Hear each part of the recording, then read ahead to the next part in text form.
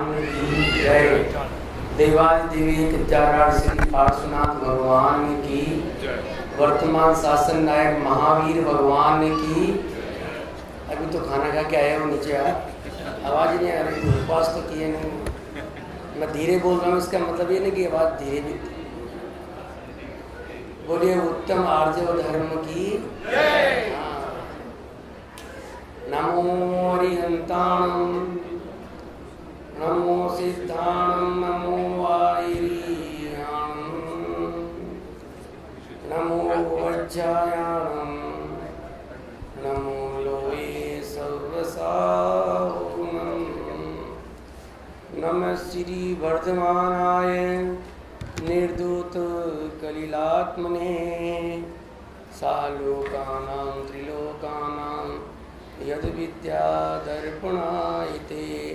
बोलिए वर्तमान शासन नायक महावीर भगवान की जय, श्रीमद् जैन धर्म की जय।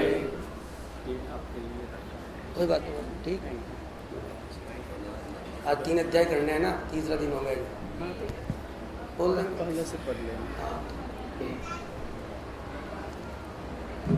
उत्तम क्षमा के बारे में हम लोग समझा कि जब मेरे क्रोध के परिणाम होते हैं तो मैं किस प्रकार अपने स्वभाव में कायम रहता हुआ क्षमा को धारण करूं। जब मार्दव का दिन आया तो हमने इस बात पे विचार किया कि जब भी मेरे कठोर बनने के भाव हो तो उस कठोरता को कैसे रोकूं, और अपन ने प्रयत्न भी किया। वैसे अमेरिका का कानून बहुत बढ़िया है, आप अपने बच्चों को डांट भी नहीं सकते, मार भी नहीं सकते, तो कठोर तो होते ही नहीं। वैसे भी आप लोग क्यों हैं कि आपके यहाँ का ट्रैफिक भी इतना बढ़िया होता है, आपको आगे उसको क्रॉस भी नहीं कर सकते, तो आप कठोर होते ही नहीं, स्वभाव से नहीं। तो आपके लिए तो मार दो करने का आलम का विचार है आपके है। फिर तीसरी चीज है आर्जवता। आर्जव यानी सरलता, सहजता, स्ट्रेट फॉरवर्डनेस। ये होता है आर्जव। आर्जव कहीं बाहर से लाना नहीं पड़ता। मेरे मन वचन काय की जो विकृत रूप है, अपने स्वभाव में आ जाना, वह मार्दव है। 2 बच्चों की कहानी, अब तक मैंने कहानियां नहीं सुनाई आपको 2 दिन तक, आज कहानी सुना।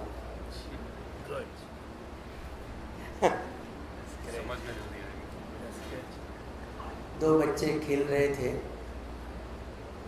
और जैसे अपन बच्चों को देखते हैं खेलते हैं, एक बड़े भाई का रोल कर रहा था और एक छोटे भाई का रोल कर रहा था। क्योंकि बड़ा भाई का रोल करने वाला बड़े भाई का ही बच्चा था, ताऊ जी का बच्चा था, और छोटे भाई का जो रोल करने वाला छोटे भाई का बच्चा था। खेलते खेलते बड़े भाई ने डांट दिया, छोटे ने कहा हमें नहीं खेलना, खेल बंद। बड़े भैया ने कहा भैया खेल क्यों बंद? क्या नहीं, आपको खेलना नहीं आता, आप तो बेईमानी करते हो। कभी ऐसा होता है क्या? आपने हमको डांट दिया, भाई आपने गलती की तो मैंने डांट दिया, इसमें क्या हो गया? नहीं, हमने हमारे पिताजी को देखा, ताऊ जी कभी छोटे भाई को डांटते नहीं हैं।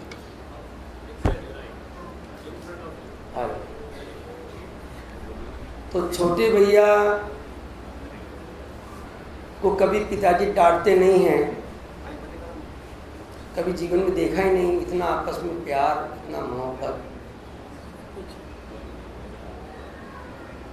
तो ये प्रभाव पड़ता है। और आज की स्थिति तो क्या हो गई, हम 2 हमारा 1। अब तो आने वाले टाइम के अंदर चाचा और ताऊ का रिश्ता और भाई बहन का रिश्ता, मौसा मौसी का रिश्ता एक ढूंढे नहीं मिलेगा। आज हमारी जब अपना फैमिली का देखते हैं तो क्या ये आने वाले में मिलेगा? भाई बहन, क्योंकि एक ही फैमिली के अंदर है। एक उस समय कहेंगे कभी ऐसा होते थे, चाचा ताऊ भी होते थे। तो ये है प्रभाव उस सरलता बच्चों में जो देखी थी, अपने फैमिली के अंदर देखी कि ये हमारी फैमिली में कभी पिताजी ने, बड़े पिताजी ने छोटे पिताजी को डांटा नहीं, इसलिए आपने गलती की तो बच्चे भी हम नहीं खेल सकते। सहजता। एक और देखिए, हम छोटे छोटे बच्चों की कहानियां जब हम पढ़ते हैं तो एक व्यक्ति के पीछे एक शेर लग गया लोहे, और अपनी जान बचाते पीछे वो एक पेड़ पे जाकर के चढ़ गया। उस पेड़ पर पहले से एक भालू बैठा हुआ था। तो आदमी ने देखा, ये भी लगता है कि मुसीबत का मारा है, क्योंकि मेरे को देख करके ये झपटने की कोशिश नहीं कर रहा है। चलो ठीक है भाई। भालू ने कहा उस आदमी से कि देख भैया, अपन दोनों मुसीबत में हैं, तो एक काम करते हैं, क्योंकि ये शेर महाराज तो खाएंगे किसी न किसी को, और जब तक जाएंगे नहीं, क्योंकि अपन दोनों इसके शिकार हैं, छोड़ेगा तो है नहीं है, और रात्रि का समय है तो अपन आराम करें। तो ऐसा करते हैं, पहले मैं सो जाता हूँ और आप देख लो। तो आदमी ने स्वीकार कर लिया। ठीक है भैया, आप सो जाओ और मैं देखता हूँ। शेर बड़ा चालाक, उसको तो अपना शिकार लेना है। उसने क्या कहा कि भैया देखो, ये आदमी भालू तो सोया हुआ है, तुम उसको नीचे धक्का दे दो ताकि मैं भालू को खा जाऊंगा और तुम बच जाओगे, तुम चले जाना। तो बड़ा कैलकुलेशन लगाए, तो बात तो सही कहता है, सोया होगा धक्का दे तो क्या फर्क है। आदमी कितनी जल्दी अपनी नीयत बदल देता है। उस कहानी के लेखक को भी आदमी की बेईमानी को बताना पड़ा। अब देखिए आप, भालू की एकदम नींद टूटी, भालू समझ गया कि आदमी बेईमान है, तो मुझे धक्का देना चाहता, कोई बात नहीं। अब भालू ने कहा अब आप सो जाओ। अब वो तो मन में तो बेईमानी थी, उसने कहा भैया अब नींद तो क्या, तो मरता क्या नहीं करता, सोना तो ही। आँख मूंदी पड़ा रहा, लेकिन अंदर में डर था कि मैंने इसके साथ बेईमानी की, हो सकता है ये भी मेरे साथ बेईमानी करे तो मेरा क्या होगा। उसको डर के मारे, जब डर होता आदमी को नींद सब गायब हो जाती है। जब मैं लंदन से यहाँ आया अमेरिका के अंदर, तो मेरी जब फ्लाइट छूट गई थी तो रात को नींद सब गायब हुई, डर रहता ना आदमी को, सब गायब हो जाती। तो बहाना तो कर लिया उसने। कोई शेर ने फिर चाल चली। शेर ने कहा कि भैया इस आदमी को धक्का देते तो सो रहा है, मैं इसको खा लूँगा और तो चल जाना आराम से। तो उस पता उसने क्या कहा, मैं आदमी नहीं हूँ। सोचिए हम लोग क्या है इस मनुष्य जन्म को आकर के, और इतने जल्दी अपने बेईमान हो जाते हैं। जरा सा लोग देखा नहीं और अपना स्वभाव भूल जाते हैं, बस बातें करते हैं। सरलता करिए सरल त्यों जोग अपने देख निर्मल आसी। बातें करने के अंदर अपन बहुत पहलवान आदमी है। मंदिर में आएंगे तो इस प्रकार अपन को प्रस्तुत करते कि मेरे जैसा भगत ही नहीं, मेरे अंदर में सरलता गायब है। तो ये 10 धर्म क्या है? ये 10 धर्म अपने आप को, अपने स्वभाव को देखने का, कि मेरा स्वभाव ऐसा है जिसको मैं अनंत काल से भूला हुआ हूं, उस स्वभाव को देखने का दिन है। ये कोई उत्सव नहीं है, कोई महोत्सव नहीं है कि आकर के यहाँ कंपटीशन होगा, अब आज सब फैंसी ड्रेस कंपटीशन होगा, आज जो है संगीत कंपटीशन होगा, आज जो है चित्र सजाओ प्रतियोगिता होगी। ये सब क्या है? ये मनोरंजन के मात्र साधन है, इसमें हम उलझ के रह जाते हैं। जिस चीज को देखने के लिए ये हमें अवसर मिला है कि भैया साल में 3 बार आते हैं पर्युषण पर्व, माघ मास में, चैत्र मास में और भाद्रपद मास में। ये किसके लिए आते हैं? कि मैं अपने आप को देखूं और मेरे जो 10 दिन रेगुलेट होते हैं उसी प्रकार से मेरे 355 दिन रेगुलेट हो, और जो मैं कसाय करता हूँ वो अनंतानुबंधी में परिणत नहीं हो जाए। कि जो कसाय 6 महीने से ज्यादा रह जाए वो अनंतानुबंधी। अनंतानुबंधी किसे कहते हैं? कि जो अनंत भवों को बांधती है वह अनंतानुबंधी कसाय है। एकमात्र परिणाम करने से किसी के प्रति क्रोध आ गया और क्रोध आपका 6 महीने से ज्यादा रह गया तो वह क्रोध अनंतानुबंधी कसाय में चला जाता है। उसकी कितनी स्थिति है, मतलब आपको मोहन करने की स्थिति 70 कोड़ा कोड़ी सागर पर्यंत वह बैर चलता रहता है, चलता रहता है। भगवान पार्श्वनाथ का आपने देखा होगा, कमठ का बैर, जब दो भाई थे, वायुभूति और मरुभूति, तो दोनों ने जब उसने पार्श्वनाथ का जीव जब बाहर चला गया था मरुभूति का जीव, तो जाकर के उसके भाई ने उसकी पत्नी के साथ के अंदर बलात्कार कर दिया था। फिर भी वह आता है कि भाई है मेरा, और जाकर के और वो चला जाता है, कमठ का जीव यानी मरुभूति का जीव जो होता है चला जाता है और तापसी बन जाता है। और जब जाता है पार्श्वनाथ का जीव तो ऊपर से शिला फेंक देता है, ये आ गया है मेरी शिकायत करने के लिए।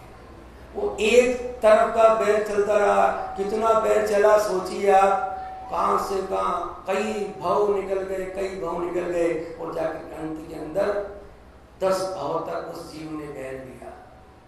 तो जरा सी एक क्रोध कसाय के पीछे कितना लंबा 1 मिनट का जरा सा कोई मंदिर में अगर किसी ने कोई आगे आके बैठ गया और आपने उसके डोनेशन दिया है, आपको मेरे को आगे आने का मौका नहीं मिला, पूजन तो दूर रही, उसके प्रति आएगा।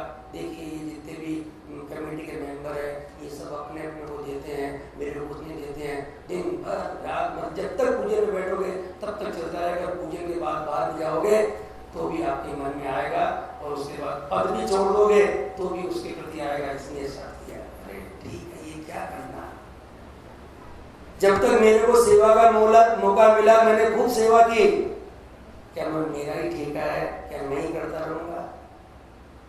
ये भी सेवा हो सकता है, ये अच्छी तरह से चलाए, क्योंकि ये मेरा काम नहीं है, ये जिनेंद्र भगवान का भवन है, ये मेरा भवन नहीं है। और जिनेंद्र भगवान के भवन के अंदर जितने ज्यादा आकर के यहाँ पर जो है अपने कर्मों की निर्जरा करें, वो मेरे लिए फायदे की चीज है। कभी चिंतन किया, कभी चिंतन नहीं किया। ये है उत्तम मन वचन का कि कपटन कीजे कोई चोरन के पुर ना बसे। 2 चोर थे, जा रहे थे तो एक चोर ने कहा दूसरे चोर से, तो सामने देख रहे हो ना बिल्डिंग जिसके अंदर जैसे न्यूयॉर्क देखते हैं यहाँ से क्या लाइटें जगमगाती रहती है पूरी पूरी, तो उसने कहा देखो मैंने इस बिल्डिंग के अंदर 10 बार चोरी की है। दूसरे चोर ने कहा क्या हुआ इससे, ये तो लाइटें जगमगा रही है, आज भी तूने चोरी कर ली, तेरे घर में आज तक लाइट जली नहीं। क्या तुमने किया? चोरन के पुर ना बसे, कभी चोरों का नगर बसता हुआ देखा है क्या अपन ने? कि साहब ये चोर नगर है, कि साहब चोर ही चोर है। आजकल तो मोड़ी भाई नाम हो गया, उसका तस्कर नाम हो गए, मतलब स्मगलर, बड़े बड़े नाम हो गए उसके, मतलब स्वरूप चेंज हो गया। तो जब भी ऐसा धन आता है तो नहीं लहे लक्ष्मी अधिक उछल। ये लक्ष्मी को जैसे मान लो एक चीज की कीमत है, उस कीमत के अनुसार एक अपना नॉर्मल प्रॉफिट लेकर के हम उसको बेचें। अब देख ले सामने वाले की रंचक दगा बहुत दुर्दानी, सामने वाले को आवश्यकता है और अपन ने कहा ये मौका है, इससे वाला मौका आ नहीं सकता। कई गुने भाव बता करके बता दिए उसको आवश्यकता है, ये रंचक दगा। वो आपके पास में आया कि आपने उसको पूरा कर दिया, तो वो पैसा कभी टिक भी नहीं सकता। कि चोरी का माल मोरी में जाता, हम कहते हैं हमारे राजस्थान में कहावत, चोरी का माल मोरी में जाता है, कभी काम नहीं आ सकता। अब आज बड़ी खुश हो लो अपन, कब मैंने इतना पैसा कमा लिया, इतना पैसा कमा लिया, उसको धोखा दे दिया, लेकिन उसका क्या होगा कि या तो वह डॉक्टर के पास जाएगा तो वकील के पास जाएगा और उसकी कोई गति नहीं है। डॉक्टर आपका पीछा छोड़ता नहीं है, वकील इस चक्कर में एक बार आ गए तो जीवन में उलझते रहो, केस चलता रहेगा। तो वो तो उनका धंधा ही है, बिजनेस ही है। तो इसलिए भैया चोरन के प्रणाम से सरल स्वभावी होए, ताकि घर बहु संपदा सहज। कोई ऊपर का लिबास नहीं ओढ़ा हुआ, कोई आडंबर नहीं, सरल स्वभावी के यहाँ घर पे संपदा ठहरती है। लक्ष्मी भी वही निवास करती है जो सरल स्वभावी। मैंने मेरा उदाहरण दिया था, भाई साहब से बात चल रही थी, कुमार साहब से। मैंने जब नौकरी छोड़ी थी सिर्फ 4,500 रुपये पेंशन मिलती थी, बच्चों की शादी नहीं हुई, कुछ नहीं, आ गए बस। लेकिन स्वभाव के अंदर जो है, हालांकि ऐसे मेरे को कहना नहीं चाहिए इस गद्दी बैठ कर, लेकिन एक बता रहा हूँ आपको, मेरी संपत्ति मल्टीफोल्ड बढ़ती रही। सोचिए आज सब कुछ ये क्या है, कभी किसी से कोई इच्छा नहीं कि कभी मेरे पास में कुछ नहीं, अपने आप ही बढ़ती है। तो उसके घर में न केवल भौतिक संपदा पर उसकी आध्यात्मिक आत्मिक क्षमता भी बढ़ती चली जाती है। इसलिए सरल स्वभावी होए, ताकि घर बहु संपदा। और क्या आगे इसमें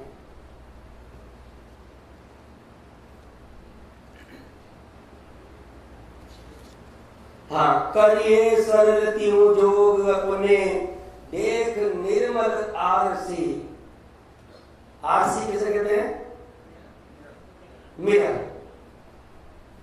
जब अपने स्वभाव में कुटिलता आती है तो उस समय कांच देख लेना कि आपके चेहरे के अंदर पूरा का चेहरा भाव बदल जाता है, कसाई चेंज हो जाती है, कलर चेंज हो जाता है, लेशिया चेंज हो जाती है। जब कुत्ते लड़ते हैं आपस में तो अपन देखो उनकी स्थिति कैसे होती है। और जब अपन लड़ते हैं आपस में, कल हम जा रहे हैं तो रास्ते के अंदर एक दंपत्ति लड़ रहे थे आपस में, तो उनके मतलब एक्सप्रेशन देखता हूँ जो किस प्रकार लड़ते। तो भैया क्या है, तो मुख करे जैसा लगे वैसा। देख लो आप, आपका मुख बता देगा, आरसी बता देगी कि आरसी हो क्या मतलब है। जो चित्रकार होता है यानी जो फोटोग्राफर होता है, वो आपकी फोटो को आजकल तो चेंज कर लेते हैं, लेकिन पहले जो होते थे, जो कैमरे का युग था, तो जैसे आपका चेहरा वैसे फोटो आती थी। लेकिन चित्रकार आपको चेंज कर सकता है। मान लो आपकी एक आंख नहीं है तो वो आपकी आंख खोल सकता है, लेकिन फोटोग्राफी में एक आंख नहीं खोल सकती है। तो इसलिए कहा कि भैया मुख करे जैसा लगे तैसा, कपट प्रीति अंगार सी। अंगारों की प्रीति। आप लोग जब इंडिया में थे तो क्या चलाते थे? सिगड़ी जलाते थे, सिगड़ी देखा। आजकल तो सिगड़ी जलाते नहीं है, अमेरिका में सवाल ही बदल।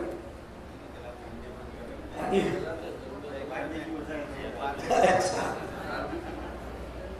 तो उसमें जो अंगारे होते हैं ना, अंगारे को छुओगे तो जलाएगा कि उसको सुबह में जलाना। तो ये कपट भी अंगारे हैं। आज तो खुश हो लो अपन किसी को ठग करके, रंचक दगा, यानी जिसको दगा नहीं देना चाहिए था, जो आपके पास में आया है बड़े भोले मन से, उसको आप लूट लो। लेकिन ये कपट प्रीति अंगार में प्रीति के समान है। भाई त्यागी दूध बिलाव पीवे, बिलाव जो होता है ना, बिल्ली बिल्कुल निसंकोच में दूध पीती है। इसी प्रकार जो कपटी व्यक्ति खूब धन, बिल्कुल ये डर नहीं है उसको कोई मेरे को देख लेगा, कर लेगा, मारेगा, मेरे को पाप लगेगा। लेकिन जब कर्म का डंडा पड़ता है तो क्या आपदा नहीं, वो देखता नहीं है कि मेरे कहां से आपदा आ रही है, दूध पीने में रहती है। जब डंडा पड़ता है तब पता लगता है कि मैंने क्या किया। इसलिए भैया बहुत ये आत्मा के धर्म है, सरल स्वभाव बनना चाहिए। इसको अपन इतना ही लें क्योंकि आज एक सब्जेक्ट मेरे को और दे दिया, अपना ध्यान का सब्जेक्ट भी मेरे को पूरा करना है।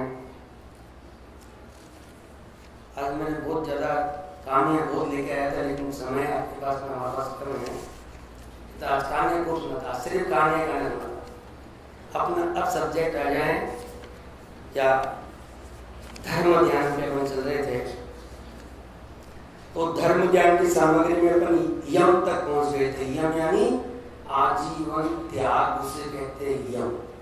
अवक्ष्यादि पदार्थों का आजीवन त्याग वह कहलाता है यम। उसके बाद में नियम। अब नियम में क्या करना है अपन को कि जो अपन ने रखी थी भक्ष्य वस्तुएं, उस भक्ष्य वस्तुओं में भी जो है भैया आज मेरा 1 महीने के लिए शक्कर का त्याग है, 1 महीने के लिए मेरे हलवा का त्याग है, 1 महीने के लिए 15 दिन के लिए मेरे की सब्जी का त्याग है, एक वर्ष के लिए मैं बाजार में खाना नहीं खाऊंगा। मेरे कल एक बहुत अच्छी एक हमारे मिले थे, डॉक्टर साहब के गया तो वो उन्होंने बहुत बड़ी अच्छी बात बताई मेरे को कि आचार्य देशभूषण जी महाराज को उन्होंने आहार दिया। तो आचार्य देशभूषण जी महाराज को आहार देने के लिए उस समय नियम था कि भैया ये इतने समय का अगर आप नियम लो, बाजार की चीज खाने का, कहीं भी बाहर खाने का त्याग लो तो आप आहार दे सकते हो। आज भी हिंदुस्तान के अंदर ऐसे साधु है कि आपके अगर शुद्ध जल का त्याग हो, शुद्ध जल का त्याग में शुद्ध जल का, शुद्ध भोजन का त्याग, शुद्ध भोजन में त्याग में सब चीज आ जाती है। यानी वो किसी के हाथ का पानी नहीं पीता, किसी के हाथ का छुआ हुआ भोजन नहीं करता, क्योंकि जैसा खाओ अन्न वैसा हो मन, तो बहुत फर्क पड़ता है। तो ऐसे आचार्य देशभूषण जी महाराज थे कि वो शुद्ध भोजन वाले से आ देते थे। तो उन्होंने कहा देखिए कि 1 साल की बात सुना, उन्होंने 1 साल का त्याग करा था, मेरे 2 साल का त्याग है। क्या कभी अपन ऐसा करते हैं? अपन तो महाराज को ठगते हैं। महाराज के बाद रात्रि जो भोजन करता है उसके अब महाराज तो भाई जान सीधे साधे होते हैं, कभी मेरे को आहार दिया तो रात्रि भोजन नहीं करेगा, लेकिन दूसरे तीसरे दिन रात्रि भोजन करते हैं। और आजकल तो एंटी सिस्टम हो गया, जब नियम कराया तो आंटी लेकर के, क्योंकि आहार तो देना है मेरे को। तो ये कपट कहाँ ले जाएगा? आपने महाराज ने तो आहार ले लिया, लेकिन ये कपट जो है, तो अपन चले थे नियम के अंदर। तो नियम में क्या है, इसके बाद के अंदर क्या छोटे छोटे नियम पालना चाहिए आपको कि भैया मैं रात्रि में सो गया, अब तो मेरे को खाना नहीं खाना। तो उस समय क्या करना चाहिए कि अपन को जब तक मैं निद्रित अवस्था में हूं तब तक मेरे चारों प्रकार के आहार के त्याग हैं। जो मैंने शरीर पर ये वस्त्र और आभूषण पहन रखे हैं और जिस बेड पे मैं सो रहा हूं, उस बेड के अलावा इस कमरे के बाहर जाने के, सब दिशाओं में गमनागमन करने के त्याग है। कब तक? जब तक मैं निंद्रित अवस्था में हूं तब तक। अब जिसको नींद में चलने की बीमारी हो उसका तो बात तो अपने नियम पढ़ सकते नहीं पढ़ सकते हैं। आप जैसे ही मंदिर में प्रवेश किया, घर से रवाना हुए कार के अंदर और कहा भैया अब मेरा जब तक मंदिर में जब तक मैं रहूंगा तब तक मेरे चारों प्रकार के आहार का त्याग है।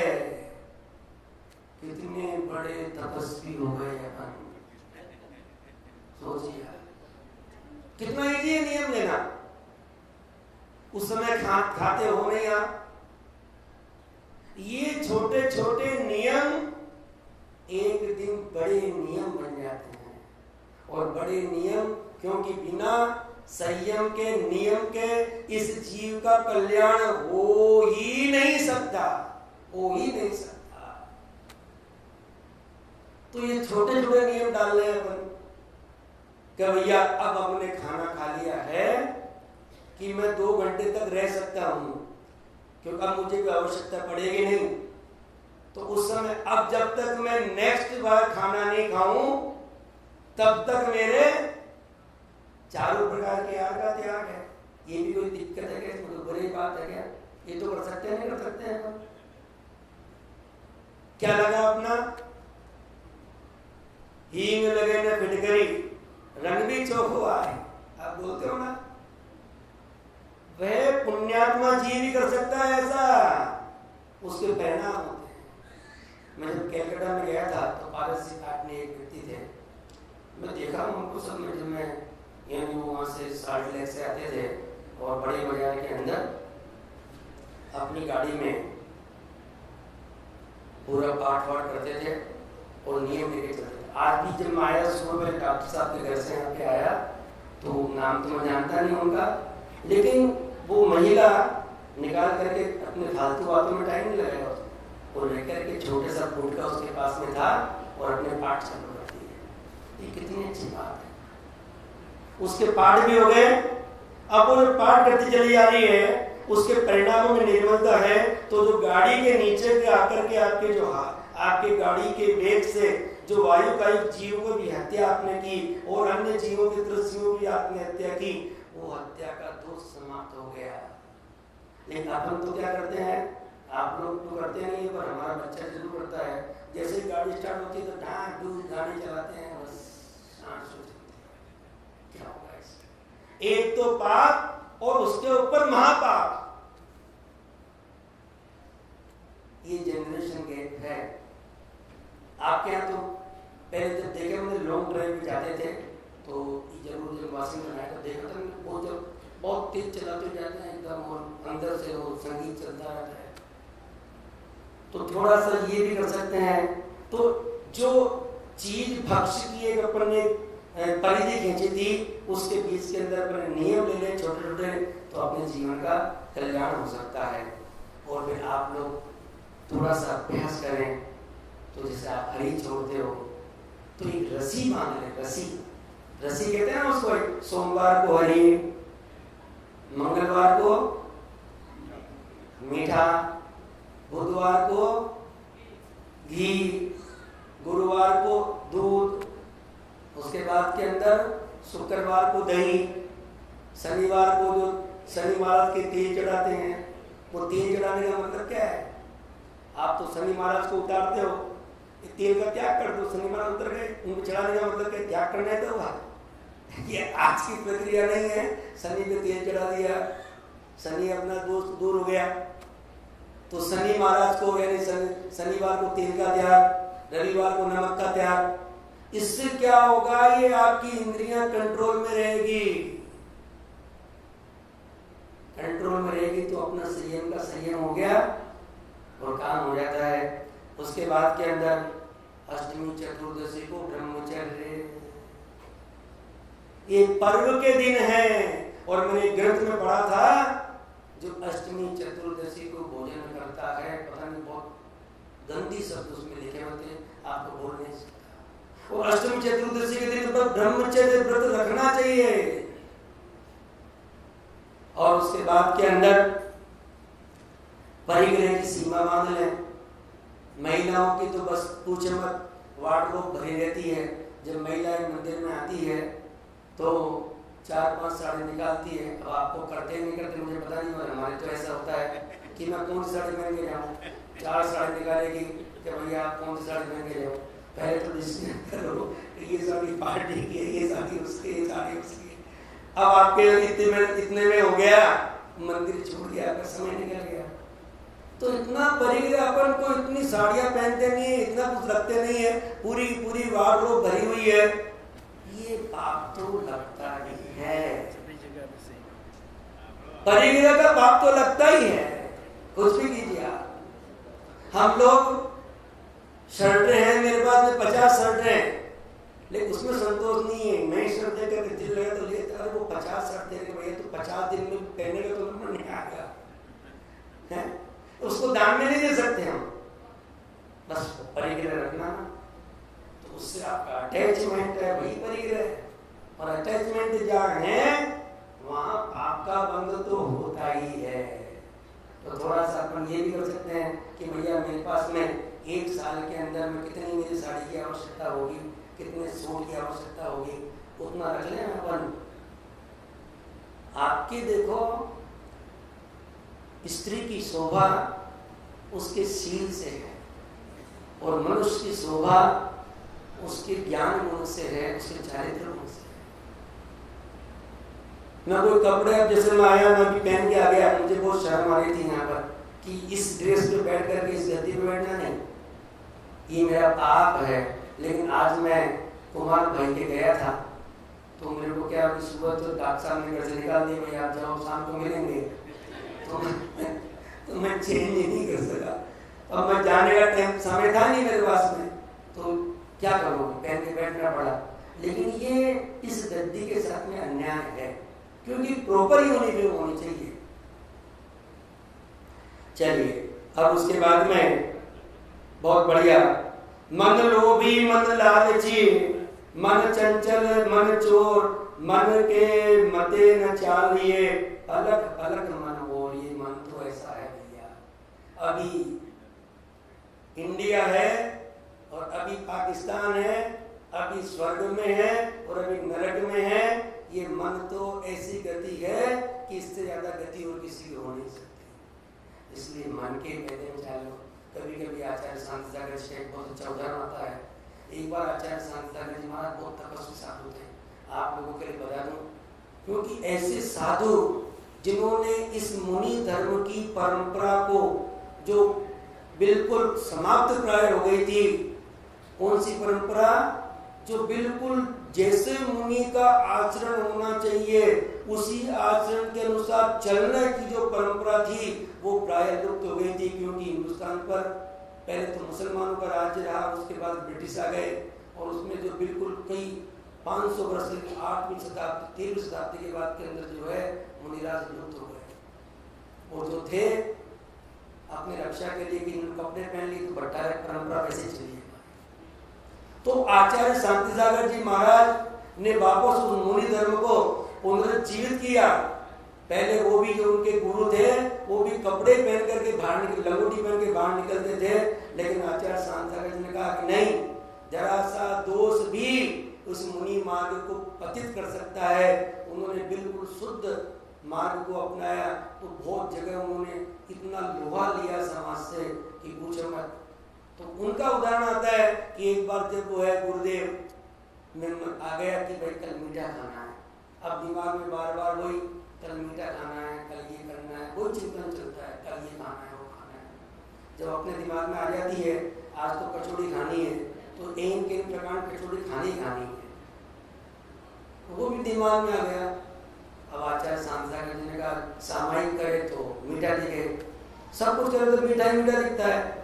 तो आचार्य शांति सागर जी ने कहा भाई तो मन है, तो अब क्या करना। अब जिस समय वो साधु आड़ लेने के लिए निकले, तो उन्होंने क्या किया, आज तो मीठे का त्याग।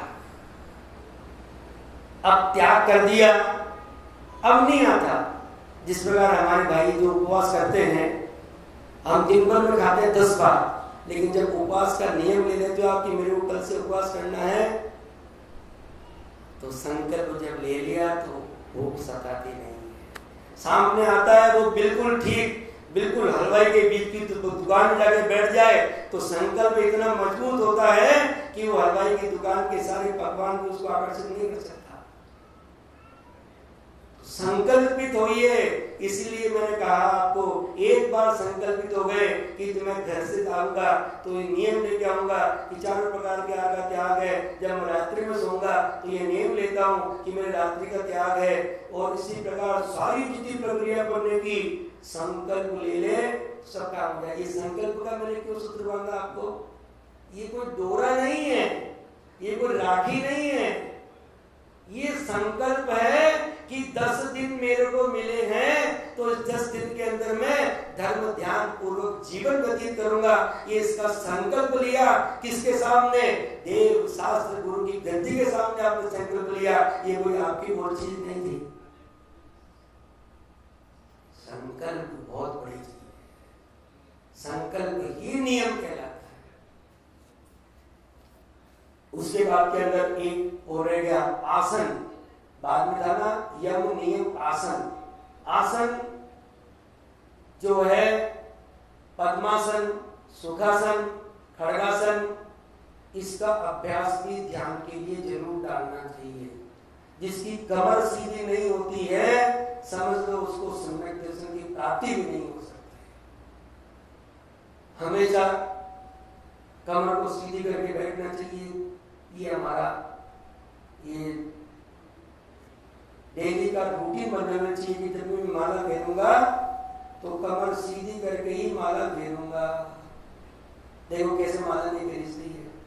तो आसन भी बहुत जरूरी है। आसन, उसके बाद के अंदर प्राणायाम। प्राणायाम आप लोग तो क्योंकि बहुत हेल्थ कॉन्शियस है तो अमेरिका में सब करते होंगे आप लोग। और रामदेव जी ने बहुत अच्छा आंदोलन चलाया था। ये रामदेव जी का आंदोलन नहीं है, ये हमारे पूर्वाचार्यों ने। आचार्य धर्मसागर जी महाराज को उदाहरण मैं आपको दूं। आचार्य धर्मसागर जी महाराज इतने लंबे थे और इतने मोटे थे, चलते तो लगता कि शेर आया सामने से, बब्बर शेर। ये प्रकार की चाल थी आचार्य के समय। उन्होंने जो जिन धर्म की प्रभावना की, आचार्य शांति सागर जी के बाद के अंदर आचार्य धर्मसागर जो प्रभावना की वो कोई मुनि नहीं कर सकता। ऐसे आचार्य धर्मसागर थे। वो सरलता की प्रतिमूर्ति थे, सरलता की प्रतिमूर्ति। जीवन के अंदर एकमात्र क्या परिग्रह था उनके पास में? एक नोक कंकड़ी लेते थे, उस नोक कंकड़ी से पूरी माला करते थे। और धर्म ध्यान दीपक उनके पास रहता था। धर्म ध्यान दीपक के अंदर 10 भक्ति रहती है, उनको करना आवश्यक होता है। तो धर्म ध्यान दीपक कोई बड़ी गंदी सी पुस्तक रहती थी उनके पास में। क्योंकि क्या होता है, साधुओं के जब हाथ लगते हैं तो वही चलती है, उसके अलावा जीवन में कोई परिग्रह रखा नहीं होता। वो सरलता, चाहे इंदिरा गांधी आ जाओ चाहे गंगू तेली आ जाओ, दोनों के लिए आशीर्वाद। कभी भी कमरे की खिड़की यानी कमरा बंद करके नहीं बैठे, जो बात करनी है बिल्कुल बाहर। वो आचार्य धर्मसागर जी जिन्होंने हमारा 25वां निर्माण महोत्सव के अंदर जाकर के दिल्ली में प्रतिनिधित्व किया था जैन समाज का। उस सरलता की प्रतिमूर्ति थे। तो वो उनके लिए कह रहा हूं मैं कि वो कैसे रहते थे। इतने भारी शरीर और 1 घंटे शीर्षासन के अंदर समाहित करते थे। इतना शरीर को साध लिया। हम लोग क्या है, हमारे पास में न तो यम है, न नियम है, न आसन है, तो प्राणायाम कहां से होगा? ये ध्यान की हो रहा है, अपन ध्यान की क्लास चला रहे हैं। कल से मैं आपको ध्यान लगाऊंगा। आज तो मैं उसकी रूपरेखा ही बता रहा हूं, सिर्फ सामग्री। उसके बाद में प्रत्याहार, प्राणायाम और प्रत्याहार। प्रत्याहार क्या कि भैया आपको शरीर को, मेरे शरीर को हल्का कौन सा भोजन कर सकता है, तो उसी के अनुसार जो मेरे ध्यान में बाधा उपस्थित नहीं करे ऐसा भोजन लेना, वो प्रत्याहार है। उसके बाद के अंदर फिर आता है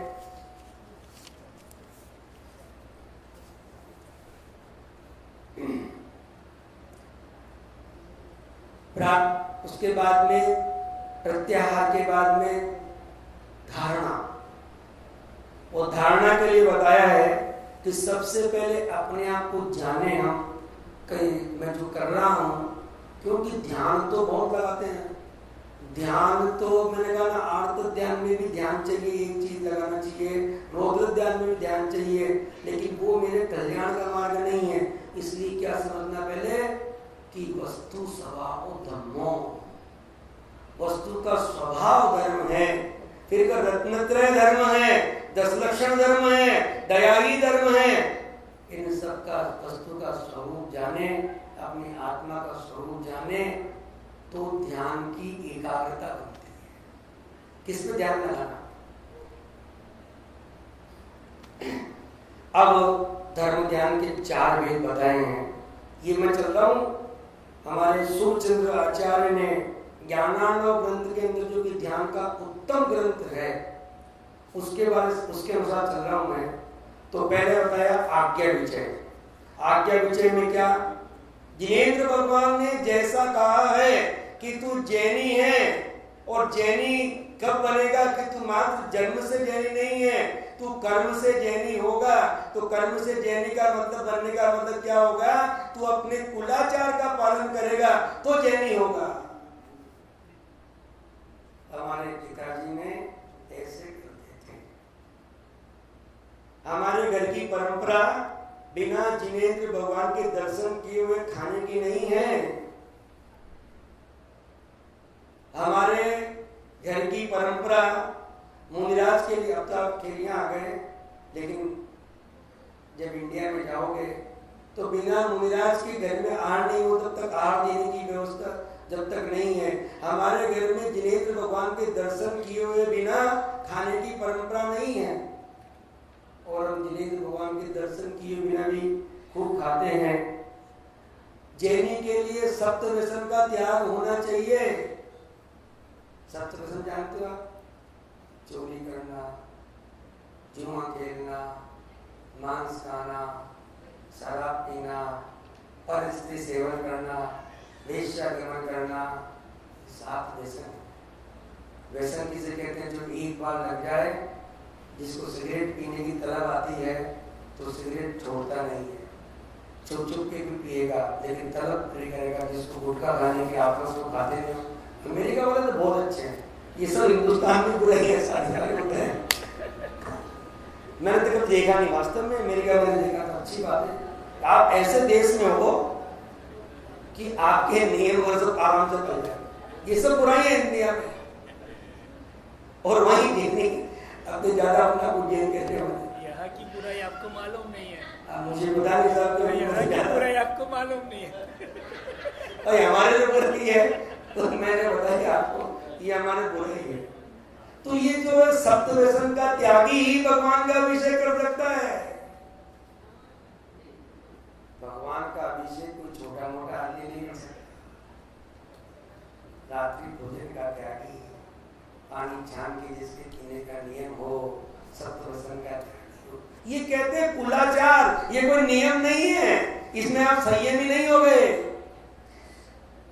आप होते ना कुल देवी, शासन देवी को तो खूब मानते हो, लेकिन कुलाचार का पालन ही नहीं करते। कुलाचार मेरे घर की, मेरे इस जैन संप्रदाय के, इस जैन समाज के क्या आचार विचार है? क्या मैं उन आचार विचार का पालन करता हूं? क्या मैं समाज का अंग होने का अधिकार रखता हूं? नहीं, मात्र जैन जैन, चाहे वो पी के जैन है, चाहे वो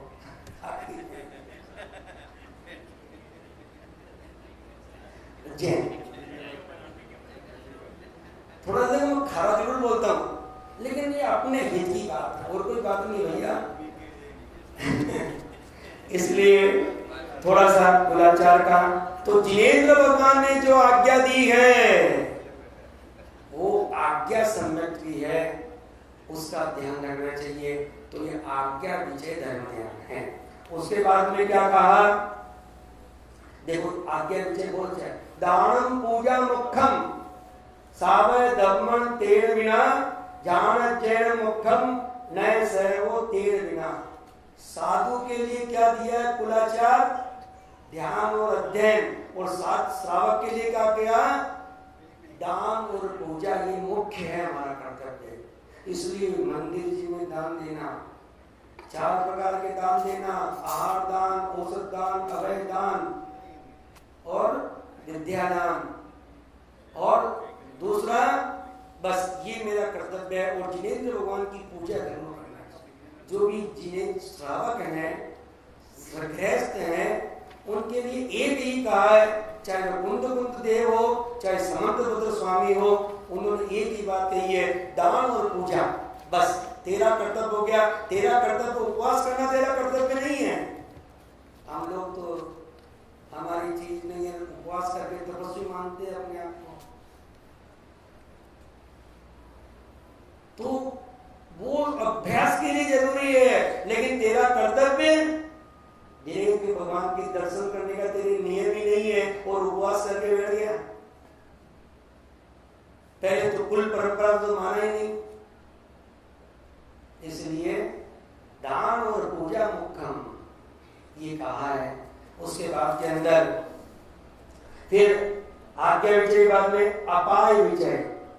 अपाय यानी किसी का जो है उपाय करना कि भाई ऐसा है तो इसका उपाय क्या हो सकता है, वो चिंतन करना।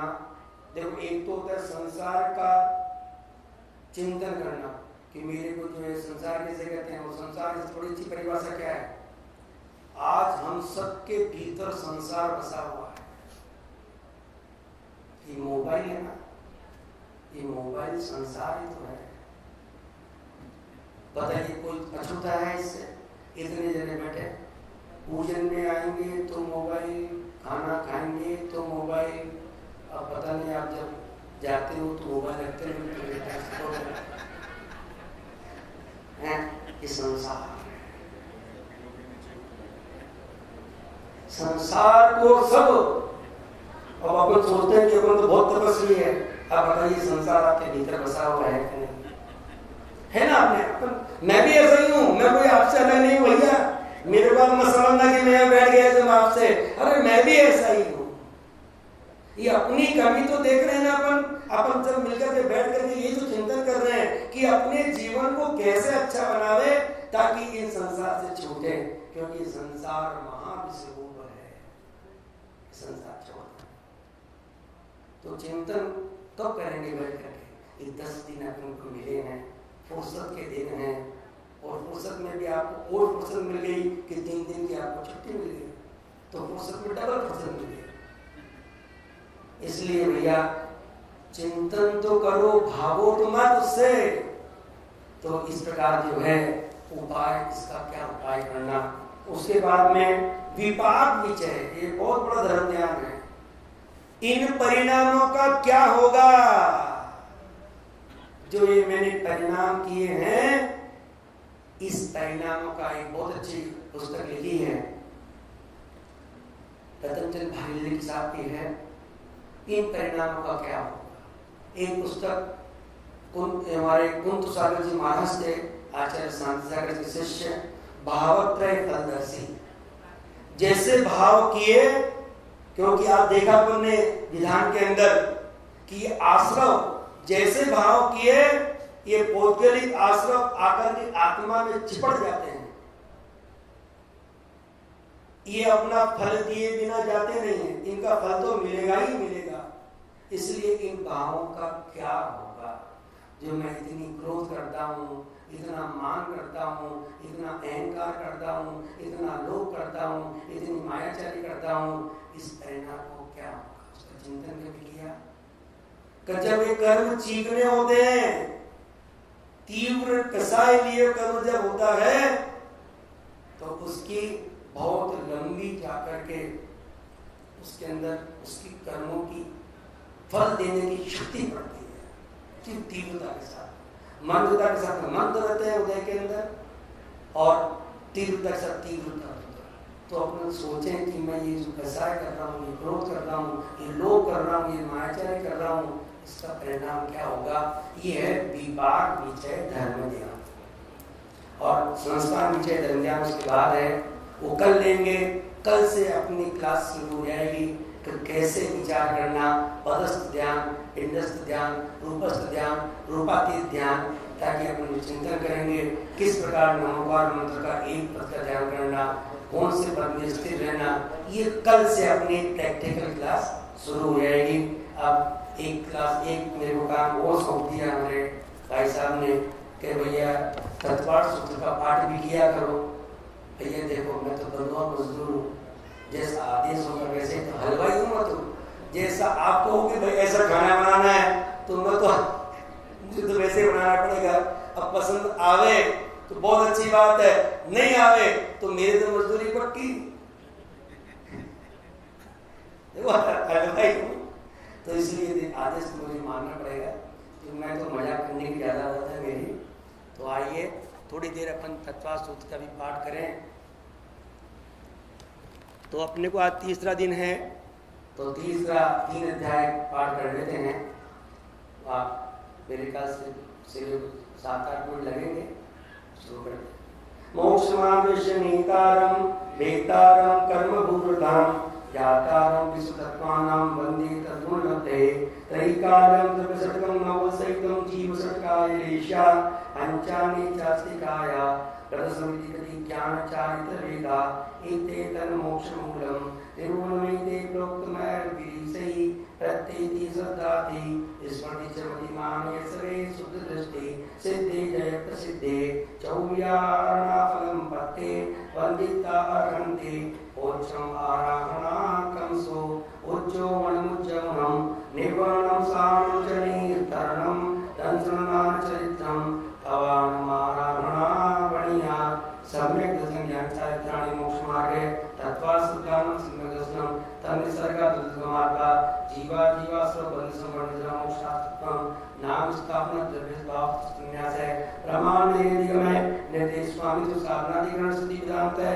सत्संख्या क्षेत्र स्पर्शन कालांतर भाव उपदेश है मति सुतावधि महपरय केवलानि ज्ञानम तत्प्रमाणे आदि परोक्षम प्रत्यक्ष मन्यत् मति स्मृति संज्ञा चिंता विनिबोध इति नर्तांतरम तदिंद्रियानिंद्रिय निमित्तम अवग्रह हियावाय धारणा बहुविध क्षेत्रा निसर्तानुक्त ध्रुवाणां क्षेत्राणां अर्थस्य व्यंजनश्चावग्रह न चक्षुरिन्द्रियाभ्यां सूत्रमति पूर्वं द्वैनिक द्वादश वेदम बहु प्रत्ययो रवति देव नारकाणां क्षयोत्सव निमित्तः सद विकल्प शेषाणां ऋजु विक्रमति मन पर है विशुद्ध प्रतिपादाभ्यां तद्विशेष है विशुद्धि क्षेत्र स्वामी विषयभ्यो होति मन पर है मति सुतयो निबंधो द्रव्येषु सर्वपर्यायेषु रूपेषु वदे तदनंत वागे मन पर है सर्वत्र पर्यायेषु केवलस्य एकादि निवाद्यानि एक उदेक संन्यास करवे मति सुतावदयो विपर्यस्य सद सतोर विशेषाद्या दक्षो द्रव्ये नुमत्वत् नेगम संग्रह भाग विशुद्धो शब्द समीकरणया इति तत्त्व मोक्षशास्त्रे प्रथमोऽध्याय ओम समीक्षायिको वावो विशिष्ट दिवसे स्वयं मोदिक परिणामिको च द्विनवाष्टादश विजंति वेदा यथाक्रमं सम्यक् प्रचारिते ज्ञान दर्शन दान लाभ भोगो वीराणि च ज्ञान ज्ञान दर्शन प्रत्यक्ष चतुर्स्त्री त्रिपंच वेदा सम्यक् संयमा संयमाश्च गति विषयेन विद्या दर्शना ज्ञान संहिता सका देशा चतुर्श्रेष्ठ एक एक षड्वेदा जीव व्यात्मानि च उपयोग लक्षणं स्वयं द्विदृष्टो चतुर्वेद संसारिणं मुक्ताश्च स मनस्का संसार स्थावरा पृथ्वी तेजो वायु वनस्पति स्थावरा द्विन्द्रियादयस्तथा पंचेन्द्रियाणि द्विवेदानि निवृत्तिं करणे द्रव्येन्द्रियं लब्धुपयोगो भावेन्द्रियं स्पर्शन दर्शन घ्राण चक्षु सूत्राणि स्पर्श रसगंध वर्ण शब्द स्पर्धाय सुत्वनिन्द्रियस्य परस्पंचाता एकम कमी पिपीलिका भ्रम मनुष्यादिका मेटे वृद्धानि